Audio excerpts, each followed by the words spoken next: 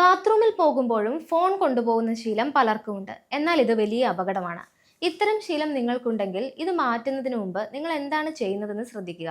എത്ര തവണയാണ് നിങ്ങൾ ഫോൺ ബാത്റൂമിൽ കൊണ്ടുപോകുന്നത്? ഈ സമയത്ത് സോഷ്യൽ മീഡിയ, യൂട്യൂബ്, ഗെയിംസ്, വാർത്തകൾ എന്നിവയിൽ എന്താണ് നിങ്ങൾ കൂടുതൽ സമയം ഉപയോഗിക്കുന്നത്?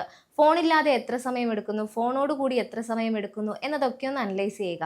ഇതൊന്നും സ്വയം കുറ്റപ്പെടുത്താനല്ല, വെറുതെ നിരീക്ഷിക്കുക.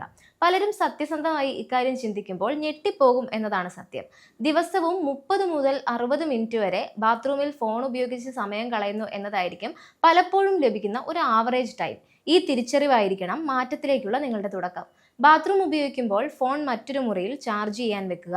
ഫോൺ ബാത്റൂം വാതിലിൽ നിന്ന് അകലെയായി മേശപ്പുറത്തോ കട്ടിലിലോ ഷെൽഫിലോ വെക്കുക. കോളുകളെക്കുറിച്ച് ആശങ്കയുണ്ടെങ്കിൽ ഫോണിന്റെ ശബ്ദം കൂട്ടി വെക്കുകയോ വൈബ്രേഷൻ ശക്തമാക്കുകയോ ചെയ്യുക. പക്ഷേ ഫോൺ അകത്തേക്ക് കൊണ്ടുപോകരുത് എന്നിങ്ങനെയുള്ള കാര്യങ്ങൾ ചെയ്താൽ പതിയെ പതിയെ ഈ ശീലം മാറ്റിയെടുക്കാൻ സാധിക്കും. തുടക്കത്തിൽ അല്പം അസ്വസ്ഥതയോ എന്തോ നഷ്ടപ്പെട്ടതുപോലെയോ ഒക്കെ തോന്നാം. പക്ഷേ ഇത് ഏകദേശം കുറച്ചു ദിവസങ്ങൾക്കുള്ളിൽ തന്നെ മാറും. നിങ്ങൾ സ്ഥിരമായി ചെയ്താൽ ശരീരം പുതിയ ശീലവുമായി വേഗത്തിൽ പൊരുത്തപ്പെടും.